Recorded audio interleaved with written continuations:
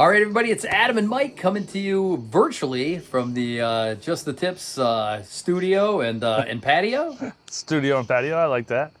Yeah. There you go. How you doing, Episode brother? number 41 coming at you. Yeah. How you feeling? Tired. This is we're recording this on day 3 of 75 hard, and the carb hangover is brutal, Dude. It's brutal. No carbs, no monsters. Yo, get this. I'm just leaving the softball field, my daughter's softball game, and my father-in-law is like, hey, I got something for you. I'm like, what? And he always brings snacks and, dumb things. He bought me this chair, whatever. Dude, he bought me a case of Monsters. Oh, no. Yep, he didn't know. Yeah, he didn't know. Well, You he was supposed to be doing this with us, 75 hard with us, but he... Oh, he's not? Nah, he said it was too much. It's Okay. It would be like going from 0 to 1,000 for him. He needs to hit the 35 mile an hour mark first. But Gotcha. yeah, it's been a little rough, but that's all right. That's all right. This is the hump. So We're getting over the hump right now. So 75 hard, 75 days starting the Tuesday after Labor Day, going to the Tuesday before Thanksgiving. 2 workouts a day, 1 outside, no alcohol, stick to a diet, 10 pages of reading, take your selfie and drink a gallon of water. No cheat days, and that's it. But Yeah, you and I no have excuses. we've made 75 hard harder for ourselves. Yep. Just like you said, you gave up Gave up Monsters Monsters and and I'm going now full 3 carnivore days. too. So that's your diet is carnivore, right? Yeah. So I'm gonna go flip these steaks while you're talking. All right. So I just count calories and try and keep protein over 50%. So I got to keep the calories down to like 1,800. But if we when we work out in the morning, 350 calories, that adds to the daily total. Try and do a lot of protein. But I also gave up cigars. Yeah.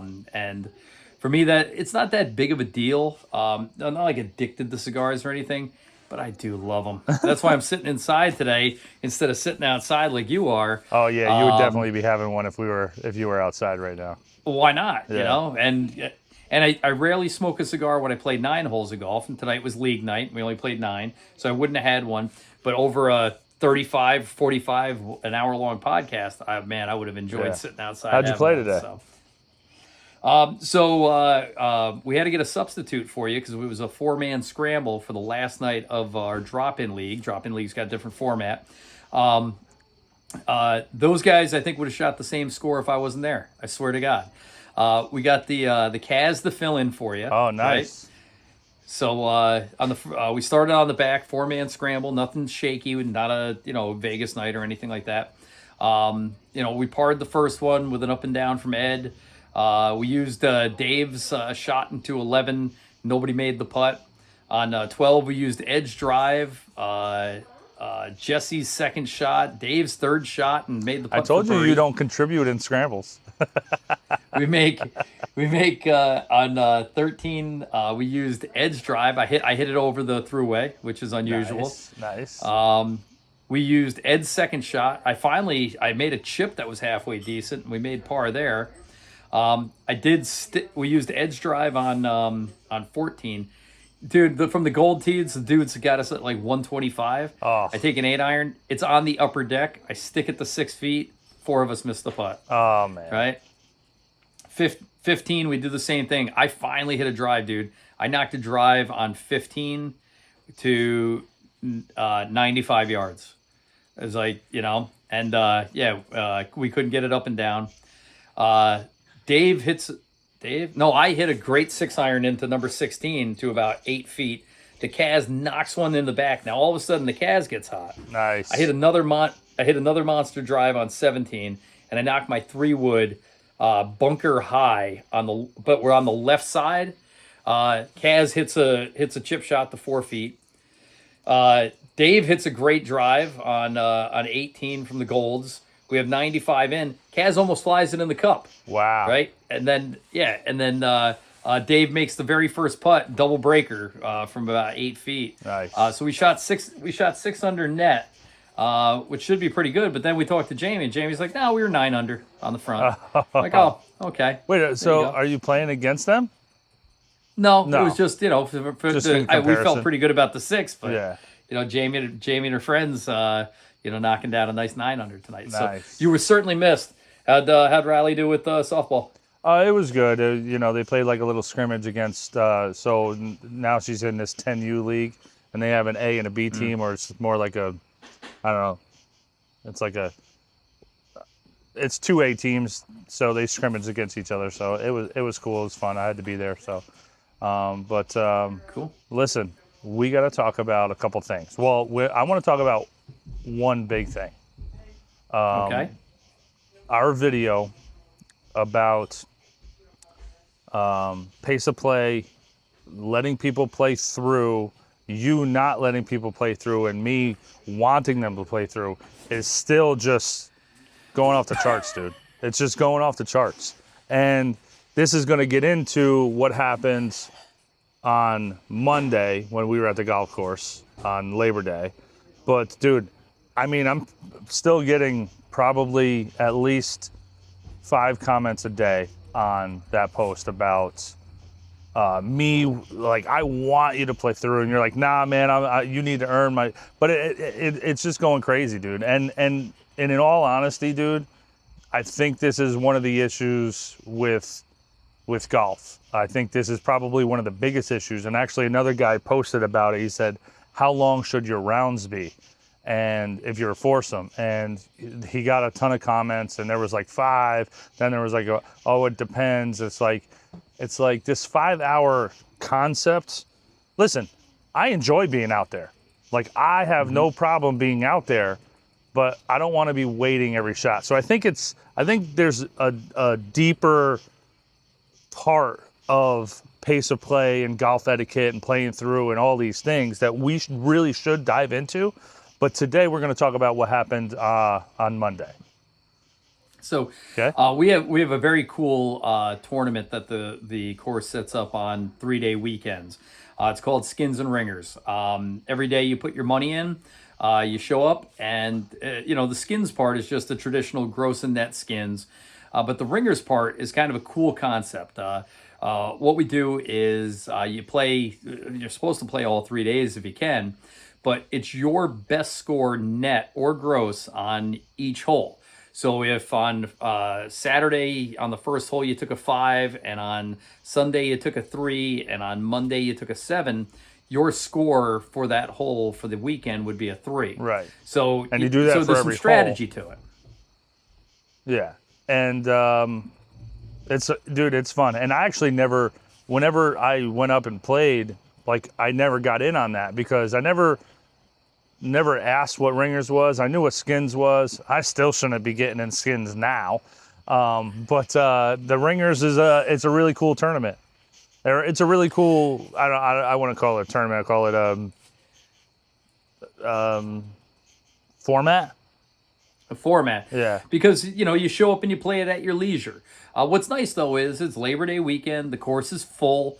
I'm flipping my stakes again. This attracts more people, to it. And while Mike's up, by the way, spoiler alert, I came in 3rd in the gross out of a lot of people, too. So I'm not sure who won, but I know, the governor was up there. Big Bird was up there. Joey Red was up there. So feeling pretty good about the 3 days. I ended up with a par on every single hole and 6 birdies. So I was 6 under on the weekend. That's my best ever. Did you get the results finally? 3rd place. Yep. Nice, dude. 3rd place gross. Yep. Couple bucks in shop credit. How much? 120 in shop credit. Nice, so I dude. made my money back on the weekend. There you go. Yep. There you I go. almost broke perfectly even on the weekend between all of our matches and everything. I think Money Mike got me for 30. But Yeah. outside of that, with everything that was going on up there, if I walked off that course just down 30, I think I did okay. So here's the deal. We're going to make it official for next year. I'm going to keep track of every single dime, every bet, every single thing. I'm going to keep track of every match. I promise you. I said I was gonna do it this year. I kind of fell behind with everything else that we were trying to put together. I want to keep track of every single thing, dude. Every bet, every win, every loss, every. Oh, dude. I mean, I stopped keeping track of the closest to the pin dollars and everything like that. So we're gonna. I promise you, I'll do it next year. We need an app for that. Well, yeah, but we don't want to be on our phone. So it's also true. Saturday was fun. Sunday was fun. Monday, who was I with on Monday? Oh, you weren't even with me. On Monday? Yeah, Monday you were the group. Oh, right. You played with my wife in the cast. Yeah. Where were you? You were a group ahead? So it's 2 groups ahead. I played with Sir Lowry and Money Mike. Yeah.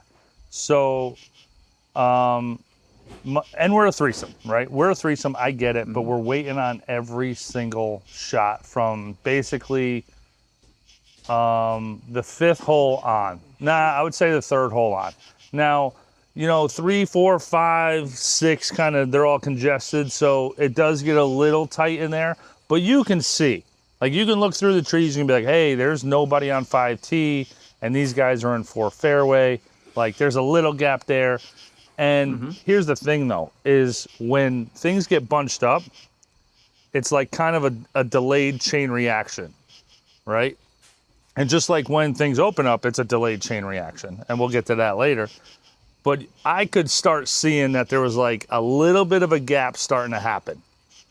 And I'm like, wait, what day did this happen? I'm mixing up the days. Was that Sunday? Because you were with me when you and I played on Sunday. All right, so this was Sunday together, right? So, I start seeing it happening, and I'm like, all right. And then we get to 7 fairway, and I look down. These guys, we're in the middle of 7 fairway. There's a group in front of us on 7 green. There's a group in front of them on 8T, and then this group is on 8 green, and I don't see anybody on 9. Nobody. I mean, and you can see around the corner. You can't really see the green, but you would see carts if they were riding. I didn't see any push carts or anything like that. So we were thinking like at least a hole open. So we decided to get a couple beers at the turn because we knew it was going to be a long afternoon. And we knew 75 hard was coming up. Yeah, so that's it was kind of a like last hurrah. That's our thing. Last hurrah. And then I knew we were in trouble when I went in and I said, I'll grab 3 beers, and you go, that's all? And then on the back you were calling for 3 more beers. Yeah, I was like, I remember walking from the bar to the 10th tee. I'm like, how come they don't have a cart girl out here? They haven't had a cart girl out here also. I go, we just got a 6-pack to go. We need more? We needed more. Yeah. And we needed a ride home was what we eventually needed. Yep. But long story short, it was just, and again, we're a threesome, we're walking, but we're waiting on the foursome in front of us, but it's not them. And we can see the foursome in front of them, and it's not them. So we're like, all right, it's just a busy day out here. It's clogged up, it's jammed up. Okay. But we come through 12 and look back, and we can see 17, and we see a group on 17, and then we play the rest of 12, and nobody's on 17. We play 13, and nobody's on 16 or 15. We get to 14 green, and 14 green is right next to, or 15 tee box is right next to 15 green, and we can see a group on the green, and they are lollygagging. Oh, now, the last group we saw, we were on 12, was on 17. We're on 14. They're on 15, which means the group on 17 isn't even on the course anymore. They're done, or they're at worst they're putting out on 18. Right. And then now here's my thing, right? And I'll refer to it as like clients, right? If clients like a couple minutes late coming into a session, I want to see a little hustle. I want to see a little hustle in the door. You know what I mean? These guys are so many holes behind, and then they putt out on 15, and there's no hustle coming off of the green. And that thing got me. That is where Yeah. I was like kind of debating like, let it go. Let's just enjoy the day. And then I didn't see the hustle off the green, so I was like, I'm definitely going to say something. So So before you go there, so if you're the type of person that you're at a crosswalk and you got your truck and somebody's taking their time across the high knees, crosswalk, brother, high knees. High knees, let's go. Hustle. do they get a honk?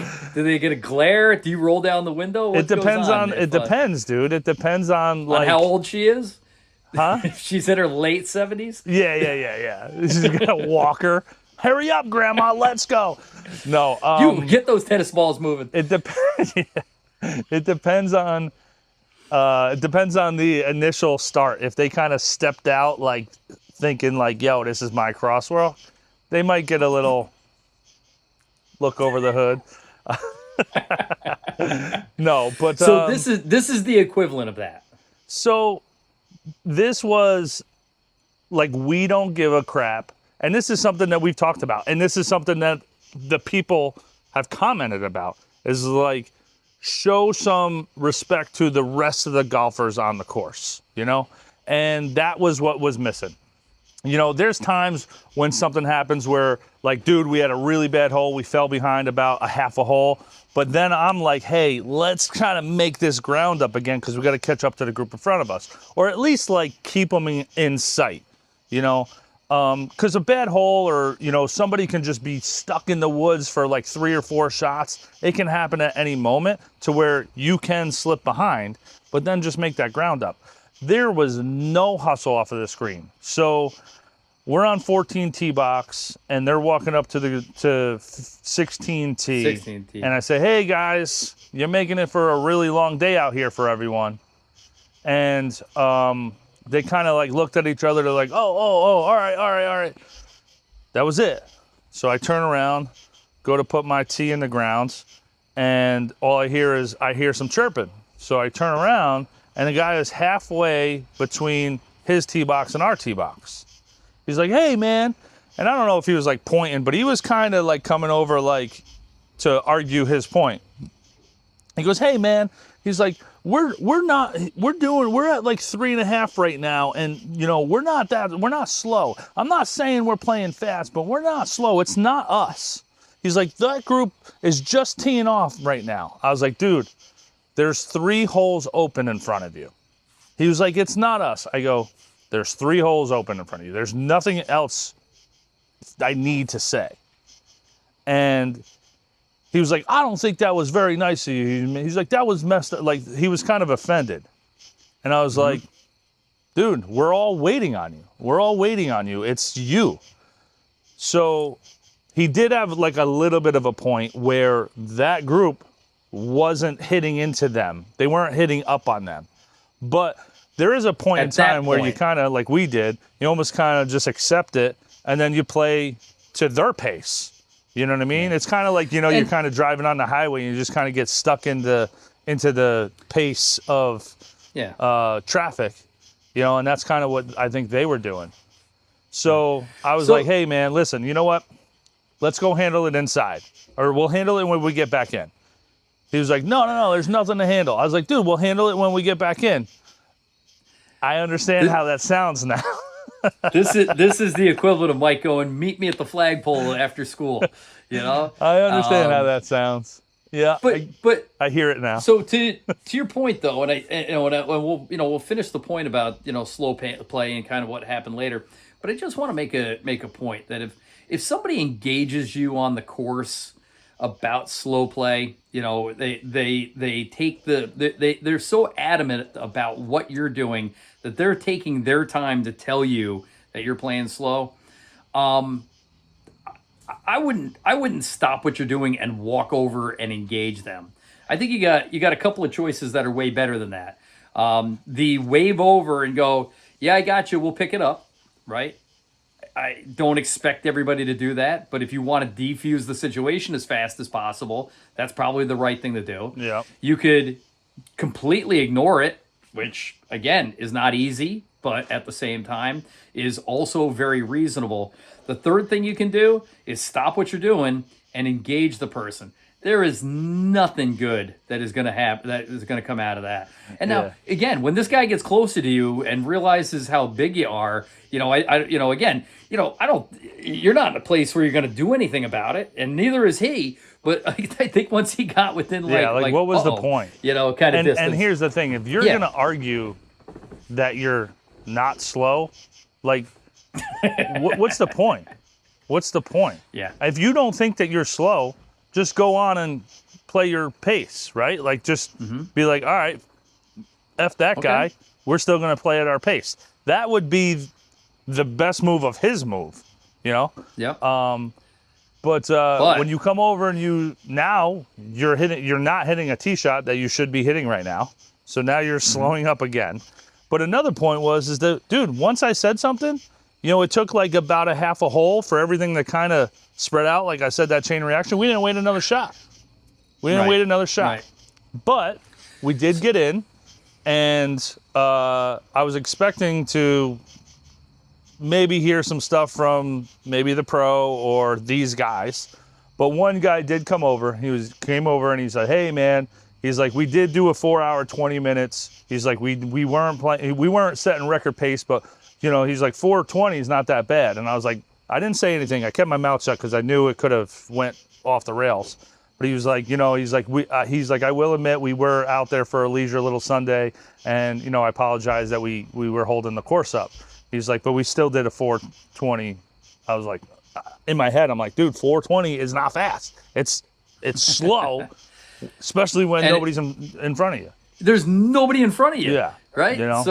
So you know, 4:20 with nobody in front of you. If you did 4:20 with nobody in front of you and nobody behind you, that's fine. But you had people behind you.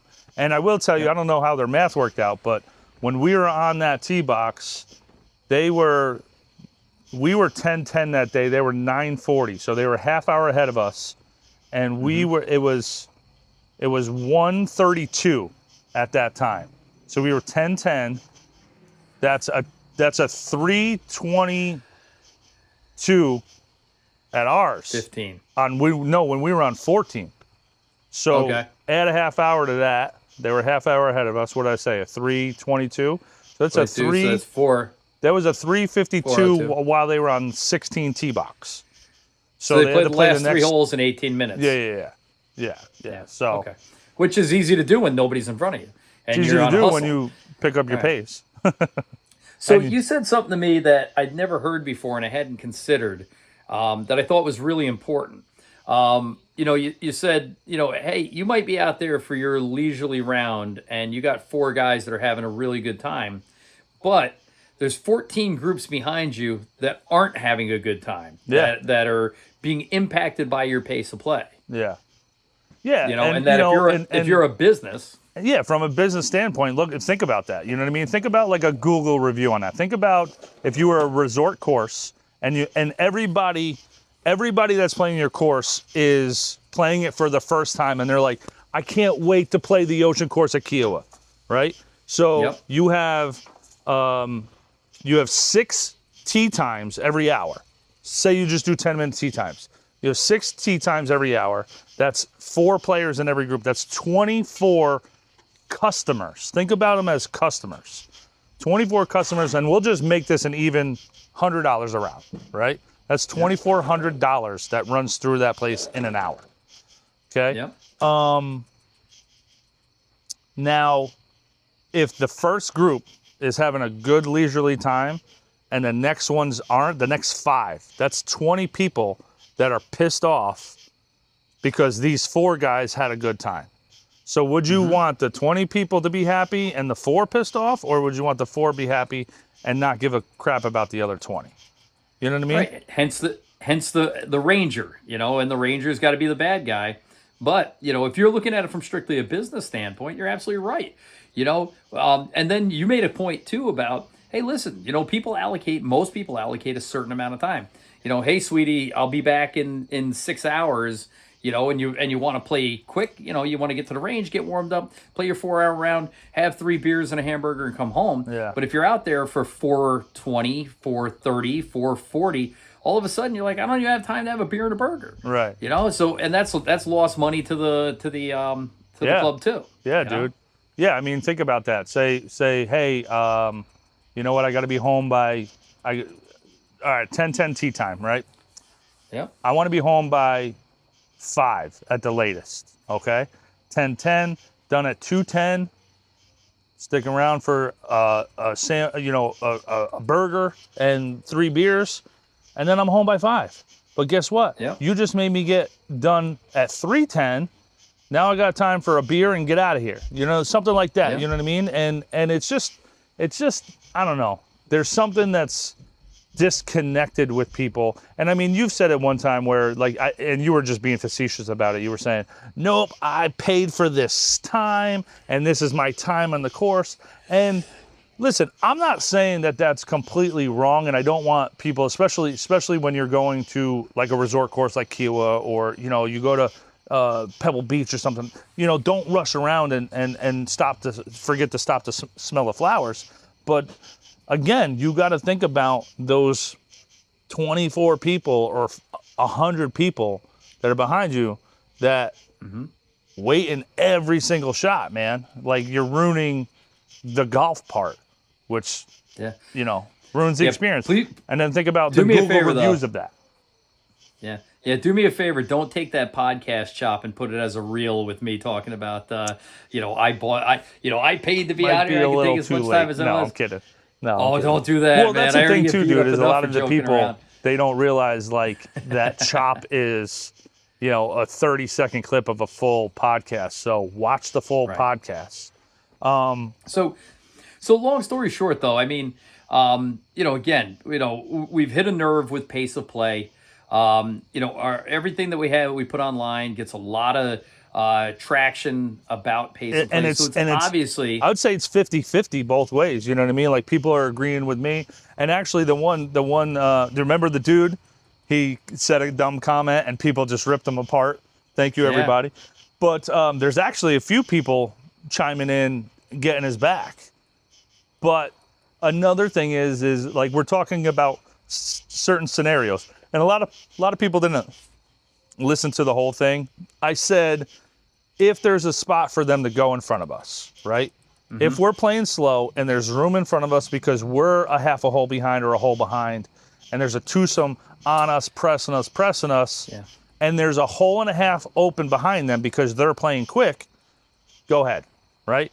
A lot of other scenarios where it's a backed up foursomes, or there's a bunch of twosomes and threesomes and foursomes behind them, you open that door, you're done. Like, you know what I mean? And then we also did a podcast about how to properly let a group play through, because, you know, there's other ways, you know, there's other people that are commenting about, well, if you just let them through, then you're slowing everything else up. It's like, we get it, guys. Like, we understand. There's proper ways to let them play through where you actually don't lose your spot. You just let somebody kind of jump over you, but they didn't have to skip a hole. So that Sunday was a good example, though. That's not a play-through situation. It just isn't. Right. You know, because it's full course, it's full foursomes. It's tee times booked from 6 in the morning until, we were at 10:10. There was 10 groups behind us. It was just foursome after foursome. Yeah. You don't let people play through. You play faster. Yeah. And you play and again, faster. If you got big money, or in all honesty, dude, like, and I said that was like, let's say there wasn't 3 holes open in front of them, and there was 2. And if they don't pick it up, now obviously this is closer to the end of their round, but if the Ranger came over on 7 and did that, and you don't pick it up by 10 or 11, or if you're one of those groups that takes your time at the turn, even though you're 2 holes behind, you're either you better play faster on this very next hole and the Ranger's going to ride along with you, or you're skipping a hole. Yep. You are, not the groups behind you, not people trying to play through skipping holes, because they did nothing wrong. It's you. Right. So probably a separate topic, and maybe not for today's podcast, but we should visit it. When playing through on the turn. We haven't talked about that, and stopping for a snack or stopping for a full lunch. It's just not right. I'm bringing the camera over with me to check my steaks. Well, I was just about to say, while you go and flip your steaks, Mrs. Paddock wanted me to remind everybody that she did have two skins on Monday for $90. So while she was playing with you, Mike, she said thanks for helping read some of those putts. I thought she was going to take them off, but she didn't. There you go. All right, I'm back. All right. So play faster. We get it. So couple of actually, things, though, that, the salty golfer down in Myrtle Beach, he's got like the PGA sign or logo, the guy swinging, but it's a skeleton swinging, and it says play. It's like play across the top instead of PGA. And what does it say down the side? Tour for that logo. It says play fast, and I love it. I love it. So well, it's the first time I saw it. The PGA had a like a advertising campaign a couple of years ago with Rodney Dangerfield, and it was like, while we're young, and even the PGA of America realizes that actually I guess it would be the USGA realizes that there's a slow play problem. But when we were down at True Blue, they had one of those signs, instead of like for the tour where it says caddy, or I'm sorry, it says quiet, they hold them up, and so they're quiet. They hold it up and it says while we're young. Yeah. So you should get one of those. So that way, and it's pretty big. Have, so that Custom way, Wedgwoods make one of those for us. So that's what I wanted to transition into, if it's okay, is, we got a couple of really cool things coming up. They just punched our greens, which is good and bad. The bad is that we didn't get to play our course for a couple of days. And by the way, dude, there's nothing wrong with those greens. They're running as fast today, punched. Oh, I love Jason. As they were. I've never seen anything like this. Every hole is perfectly filled with sand. The greens are rolling. There's nothing sticking to the ball. It's amazing. They're not plinkoing. They're awesome. Cool. But the good news is we get to exercise some of our reciprocals, and we're very lucky. Our course has some opportunities for us to play out. So we got a chance on this week to get up to a cool course, Edison Club. Yep. Very cool. So that was my first time. You hyped it up a lot, and it didn't let me down. It was a very cool course. 1904, dude. 1904. What was the? You're a history buff, so what was the Thomas Edison time frame? I don't know, when he was Thomas Edison. Yeah. So he kicked up in the light bulb, which some people say he stole, along with a lot of the other inventions. But he was late 1800s, early 1900s. Okay. So without looking it up, it was probably 1885 to people are gonna rip 1915, you somewhere in there. Yeah, I'm not a Thomas Edison aficionado, but it's somewhere in there. So that course was built in 1904. And dude, there was 450-yard par fours, 570 par fives. It was massive crazy. Greens. It was crazy. Yeah. It was a very cool course, though. Great course. Dude, but that first hole, actually, so it was the 19th hole, because they got 3 nines there. It was the 19th hole. The green was no bigger than his back deck, dude. That green was tiny. I was like, uh-oh. I'm in trouble today. But it definitely loosened up a little bit. But, dude, those first couple holes were took a little kind of something to get my bearings straight for a little bit. Then I wooked. So just a couple of things. First off, you're right. I was bragging it up. I said I couldn't wait to play. I played there at a practice round for a junior tournament with my son. I caddied for my son and my daughter there in a couple of junior tournaments. I played there with my wife in a reciprocal, and I just fell in love with the course. And the two big defining features of the course are unbelievably lush fairways and this giant, beautiful clubhouse that every finishing hole on the 3 nines comes back up to with this big, beautiful American flag. It's just really, really stunning views. But I did start to get nervous. What was that? Oh, I did start to get nervous because you said, I hope you're not hyping this up. And then I thought, the last time I played this, I hadn't played True Blue or Caledonia. Oh, yeah, I hadn't yeah. played Tot Hill Farms. I hadn't played Keogh. I hadn't played Westchester Country Club. Yeah. At the time, it was one of the best courses I played. And I went, oh no, what if this place doesn't hold up to the standard I put it up? Bottom line, it was gorgeous. It was cool. Beautiful. It was really Fairways well were, I mean, everything was so spongy in a good way. But no, Yeah, you know what? You took a divot. That one divot, you exploded. It was. Yeah. It was. You know what's crazy though? What I really liked, and I told a couple people this week that I played there, and they're like, "How was it?" I said, "You know what the really cool thing was? It wasn't like 3 separate nines. It wasn't like 1 9 was here, 1 9 was there, 1 9 was here. I really, really liked how all of those 7th holes came back together. It was like 7, I don't know, what is that, 16 and 25. They all come back Nice math. together to a par 3 that obviously doesn't share tee box, but they intersect, and actually the courses switch directions. And it was very, very cool. I really liked how everything was like laid out and designed. Very cool. Yeah.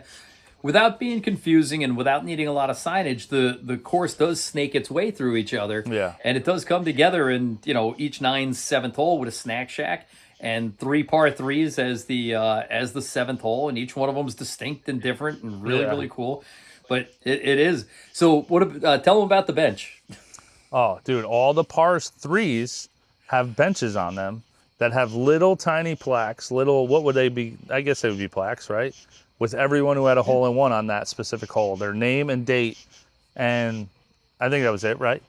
I'm not sure if there was like a club. Their name and the date, because it said, but I was looking at the one, and like the hole-in-ones went back to like 1925 or something like very that. cool. It was very cool. I think every course should do it. I really do. I think it's a good little nod to, 1, your members, and 2, the people who play there, dude. Like, Yeah. dude, how cool would it be that if you went and played, you played Tot Hill Farm and had a hole-in-one, right? Mm-hmm. Let's just say you had a hole-in-one there. You would want to go back there so often and show your friends, yo, look at my name right here. It could be 20 years later, you'd be like, look at this, dude, my name's right here. You would, dude. You totally would. It's such a cool idea. Such a cool idea. It's like buying the brick at Disney World that they put out in front. Dude. Like you have to bring people back to see your brick. And who cares, Very dude? cool. Say you had to say you weren't a member there, and you dropped a hole-in-one. You got back to the clubhouse, and they were like, "All right, if you want your name on there, it's $25." Okay, boom, done. Yeah. Just pay for the plaque, whatever Done. it costs. It probably costs $12 to be honest, but Oh, it's very nice. It's brass. Yeah. So we're using another reciprocal to get to another great course. Playing Shaker Ridge. Yeah, man. Shaker Ridge eats my lunch every time. That Dude, course I find to be so hard. I played it one time. Rough was this long, and I'm on, I think it might be the 10th or 11th hole. A little dog leg left up the hill. That's 10. 10. Yep. And I'm in the right rough, and there's an electrical box maybe 10 yards in front of me, 2.5 feet high. I'm like, Eric, I'm playing with Eric, and I'm like, dude, if I hit that, I get to hit again. He's like, no, you don't. I'm like, no, I'm telling you, if I hit that, can I hit again? He's like, sure. There's no way you're hitting that. Boom, right into it. Ball gone. It was almost like the fire hydrant. You shouldn't have hit that ball with the fire hydrant. You there. made me The more hit I it. watch that video, you could have killed yourself. That wasn't a nice aluminum electric box where it just kind of banks into it. That was a solid steel That fire could hydrant. Would have bounce shot back any to you different direction. it could have came back at you at 180 mile an hour ball speed. You made me hit it for my the people, for the viewers. For the people. So please check out that video and give it more love. I'm gonna post it up. deserves I'm gonna. I don't think I made a big enough deal about that video. No, you almost died that day. Yeah, it was awesome. I put it on the green though. My Shaker Ridge story is Big Bird caught me. They played the U.S. Open qualifier there, right? It's that good of a course. And so he got us tee times for the next day. And we get there, and he wants to play the tips. And I go, dude, I said, this course is already a monster. It already eats my lunch. It's all revved up. for the U.S. Open qualifier. He goes, don't you want to know what you would have shot in the U.S. Open qualifier? Well, the answer is 19 over. 19 over the qualifying That's the score. answer. That's what I would have shot. Nice. So not good. Good. I'm looking forward to tomorrow. We're putting some big bucks on it. There you go. Hey, congratulations, too. Down to a 9 handicap. Yeah, dude. Down to a 9 thanks to the Edison Club. That's awesome. Yeah. Working my way down. Almost to an 8. 3.4. Up to a 3.4.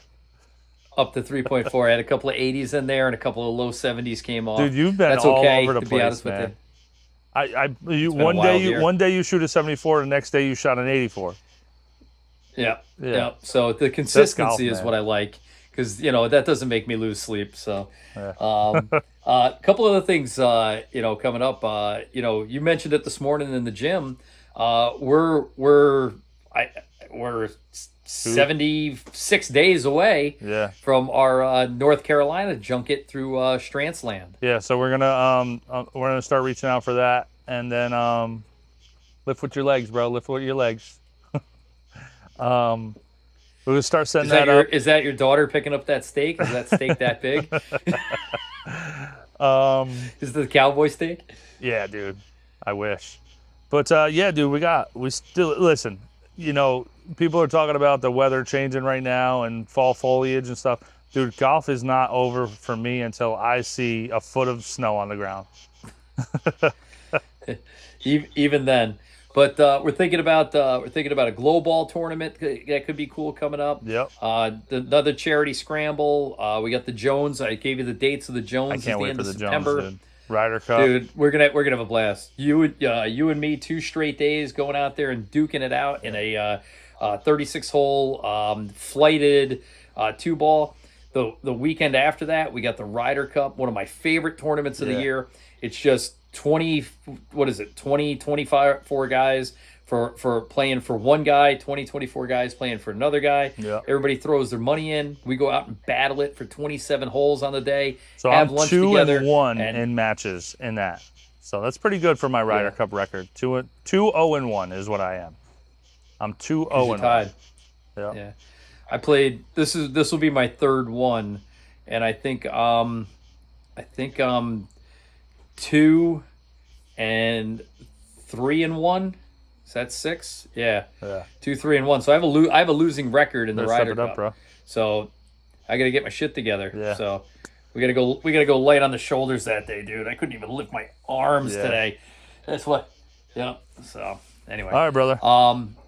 So we got a lot going on. Hey, let's thank the sponsors real quick. Shout out to Shaft Wraps coming through. Dude, don't say it yet. Yeah. We got those guys. We got sun dogs, dude. I love my sun dogs, man. I'm having a tough time which ones to wear now. Like, so I used to have the really good ones, and then I had the step down ones that I would just wear once in a while. Now I got 2 really good ones and the step down ones. I don't even know which ones to drive with. By the way, you saw the post because I saw you reply to it. But Sundog shouted out when they showed you're using the sunglass case as a head cover. Yeah. Do they not think that that's a head cover? No, I think they do. I took you the can post use it for as either. Oh wow, you use it. Okay, you use it as a head cover. Yeah. It's a head cover. Yeah, get 2. I'm telling you guys, get 1 for your glasses and 1 for your hybrid. There you go. So thank you to Shaft Wraps, and do me a favor, bring up that back 9 club cleaner to the shaker back tomorrow. 9 clean. My clubs are a wreck. Back 9 clean, and, dude. I literally, dude. Honestly, I would clean my clubs like twice a year, like do the bucket and the towel and sit outside and clean them real good twice a year at most. Dude, I've been cleaning my clubs like every week. Every week. So let me ask you a question, because the bottle of foam cleaner that comes in there isn't very big. It's like 6 or 8 ounces, dude, something like that. Still like. How many times have you cleaned your clubs? I probably cleaned my club. I did mine. I did Jamie's. I've probably cleaned my clubs maybe 10 times with that, and it's still it's probably 3/4 full. So yeah, it's awesome. So So when I opened it up, I go, "You're going to clean your clubs twice with this thing?" No, waterless club cleaner that you could probably get 24 cleanings on a full set out of? Well more than that. Well, probably Really? 4 dozen. Yeah. All right. So well worth the price. It comes with the brush. It comes with the towel. Yeah. But you said the other day you're in the parking lot. You're nowhere near a place to clean your clubs. Shot them up. Took good care of them. You Signed had a them up couple of real down good. minutes. Good for you. Yeah. Let's go. I'll probably clean back them on. while we're driving up there tomorrow in the car. I might have to meet you guys up there, but we talk about that offline. I hate you. And then, listen, I got another secret partner coming in, so you'll see that coming soon. Oh, yeah? surprise. Secret partner. All right. Surprise. Well, I'm going to start working on my end. We'll see. We get these sponsors right. Yeah. And then have them recognize the, Yeah, Puma, TaylorMade, the mighty Monster. power. Listen, I still want to be Yep. sponsored by Finn Monster. Scooters. Come Finn on, Scooters. Finn Scooters. Yeah. Dude, could you imagine a Finn scooter that is all wrapped in Monster logos? Ooh, now we're talking, dude. Now we're come talking. on. It looked like a dirt bike, Shaft like wraps the, make like it the guys happen. at the motocross. Yeah. Shaft wraps could make it happen. Monster could come together. Yep. Finn, it's a collaboration Absolutely. on the coolest Finn scooter of all Awesome. time. So, anyway. All right, dude. This has been a good one. Yep. All right. I'll see you tomorrow. Yep. All right. I'm Adam. I'm Mike. Just the tips. Just the tips. Just the tips.